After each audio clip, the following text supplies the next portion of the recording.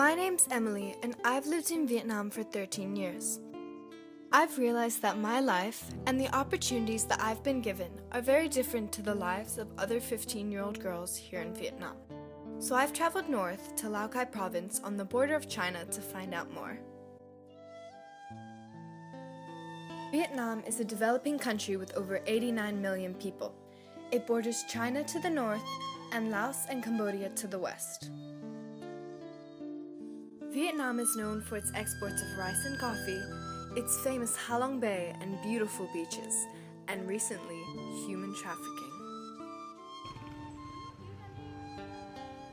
Along the poor Vietnamese borders of Cambodia and China are the trafficking source hotspots. Vietnam's trafficking destinations range far from the UK, where victims are forced to work on cannabis farms, to its neighbors, China and Cambodia. Both Vietnamese men and women are trafficked for various types of exploitation. However, it is the girls and women who are more valuable. We're here at the Chinese-Vietnamese border in Lao Cai, North Vietnam. China is one of the top destination countries for Vietnamese trafficking victims, especially women and girls who are smuggled and sold as prostitutes or brides. China's one-child policy and preference for sons has resulted in a gender imbalance, making Vietnamese women highly sought after due to their cultural similarities and vulnerability. This border is one of the few official border crossings between Vietnam and China. However, the mountainous border stretches for 1,200 kilometers, with no difference in landscape between the two countries. Although there are no official numbers for girls trafficked into China from Vietnam, border guards tell us that only 500 girls of the thousands of girls trafficked return annually. The girls range from ages 13 to 25. So girls, especially in the ethnic minority groups here in northwest Vietnam, are especially at risk, first of all, because they're close to the Chinese border, and as we've seen, there's no real clear difference between the Vietnamese border and the Chinese border, aside from the occasional border crossing that we come across. But oftentimes, the traffickers take the girls across borders through illegal means. So they just hop across a river, or they just trek through the mountains. And these girls are taken from their villages because these villages are often remote. There's not as many people, and these girls, a lot of the times, they've never really ventured outside of their village, so they don't know which direction they're being taken. They don't know what's happening. It is the lack of awareness and vulnerability of these girls that get them tied up in these scenarios. False promises of employment, money, love, and fraudulent marriages are how many of these girls are trafficked across borders.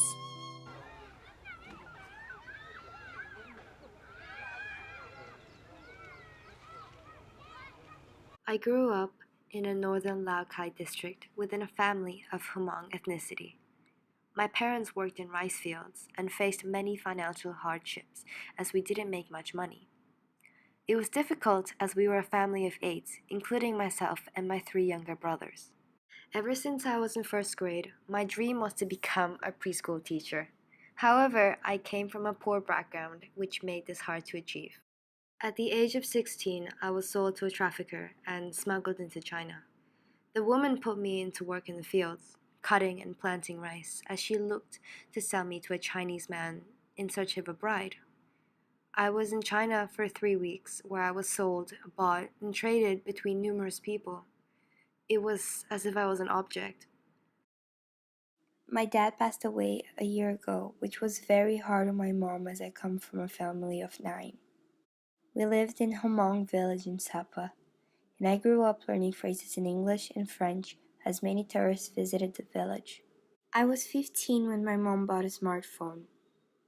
I decided to create a Facebook account and became friends with a Hmong boy who I had never met. However, he lived in Lao Cai province and was the same age as me, so I didn't think anything could go wrong. We began to talk more and more, and eventually, he asked if I wanted to visit one of his relatives with him. He also mentioned that I could bring a friend. One day, my best friend and I were picked up in a car. However, a couple hours later, we arrived at our destination, only to realize that this boy had tricked us. He sold both me and my best friend to a trafficker who smuggled us into China. When I was younger, my dream was to be able to go to school. My family were rice farmers and faced many financial hardships, so I had to drop out of school in ninth grade. I grew up in Zhao village, walking distance from the Chinese border, so my mother would often just go across to China to go to the market. She rarely needed any paperwork. When my friend invited me to go to find a job with her in China, I thought it'd be a great idea. However, when the job turned out to be marriage with a Chinese man, we refused and returned home. On our way home in the dark, strange men came out of nowhere and forced me and my friend to get into their car. These three girls live in a compassion house run by the Pacific Links Foundation in Laogai Province. Pacific Links is a non-profit, volunteer-based organization that has two compassion houses to help trafficking survivors reintegrate back into society. The foundation operates the compassion houses in the two regions of Vietnam that are most vulnerable to human trafficking: An Giang Province on the Cambodian-Vietnamese border and Laogai Province on the Chinese-Vietnamese border. The homes give the girls a chance to build a new life and reduce the risk of them being re-trafficked. I began making false promises to the traffickers. I just need to meet my parents. My family is waiting for me at the border.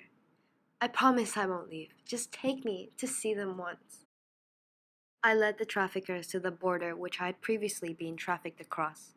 When I had the chance, I ran and came across two women who I begged to help me. I asked them to take me to my hometown, but they didn't agree. So I asked them for money, which again they didn't agree to. I finally came across another man who helped me return to my family in Vietnam. My dream remained the same as I'm currently studying to be a preschool teacher so that I can make my dream a reality. I was with the traffickers for 2 days before someone else came to sell me to a Chinese man as a bride. I refused and began screaming. When we were in a crowded area, my best friend and I made a run for it and lost the traffickers within a large crowd. We came across a stranger and I asked to call my mom using his phone. Meanwhile, my mom had been searching all over for me. She had managed to track the boy's family down using the Facebook account and had threatened them multiple times to tell her where the boy had taken me. After I called her, my mom took a car and was able to pick me up in China. I'm now studying to be a tour guide because my dream is to visit places all over Vietnam and take others to visit them as well. The traffickers drove us to a guest house with no one around and kept us there for the night. The following day, I lied to the traffickers and told them that I didn't want to escape. I borrowed their phone, pretending to walk around and listen to music in order to not cause any suspicion. I walked into the bathroom and quietly signaled for my friend to follow. We turned on the faucet very loudly and opened some curtains to find a bare window. I told my friend we should jump and die because we were already in so much pain and thought that there was nothing left to lose. We jumped, intending to die, but luckily survived and began running to hide. We ran for 3 hours in the direction of the river flow. However, the traffickers caught up and captured us again. This time, they took us to a location far away in the middle of nowhere. Halfway through the night, the traffickers were fast asleep, so my friend and I decided to run again. We traveled for 2 days, eating corn cobs that we managed to roast over a fire and smearing ashes on our faces to disguise ourselves. We were one day's travel away from home, but the traffickers found us and captured us again. At nightfall, we arrived in a town that was too far away for us to remember the way back. We thought of getting in touch with the police. However, we never had the opportunity to contact them as the traffickers wouldn't stop driving. I began to pretend to be well behaved in order to find another opportunity of escape. The next morning, the traffickers sold one of the girls who he had kidnapped to a Chinese man and drove the rest of us for a day until we came to a stopping point. I pretended to have a really bad stomachache and asked to go to the bathroom. I used the opportunity to run away and hide in a bush that covered me. I waited until the car left, and that's when I ran to find the police. Another dream of mine is to become a chef, and I've just interviewed for a culinary training program in Hoi An, and I'm waiting for the result. I'm hoping to be selected so I can become a chef and make a living for myself and enough money to send back to my family. The Pacific Links Foundation combats human trafficking in Vietnam by providing access to education, shelter, and reintegration services.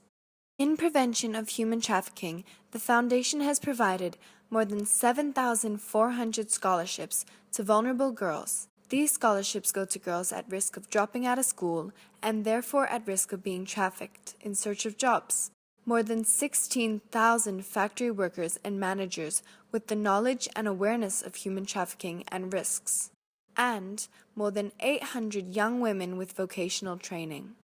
The Pacific Links Foundation has also built 2 compassion homes that have provided more than 400 trafficking survivors with the assistance of the reintegration process. I was fortunate enough to have the opportunity to visit the Compassion House located in Lao Cai Province and meet many of the trafficking survivors who are currently living there as they complete their vocational training or schooling. Here the girls are able to regain self-confidence and establish self-sufficiency as the shelter provides a safe home with emotional support. The shelter is also free of charge and is open to all trafficking survivors. During my repeat visits to the home, I was lucky to get to know the girls through cooking, making crafts, and I taught English. Many of these girls are around my age, and although we lived different lives and spoke different languages, we connected and laughed a lot. It was a great privilege to be welcomed into their home so openly. Many of these girls have ambitions for their future and are finishing schooling and applying for programs in Vietnam. I know that they now have the support to move on and establish their lives, but unfortunately, trafficking is still an issue, and there are many girls out there who are still needing the support. If you would like to donate to help Pacific Links to reintegrate trafficking survivors and provide them with hope for their future, please go to this link. Whatever you can afford to give will make a huge difference in their lives. Thank you, and I believe we can all make a difference for the girls.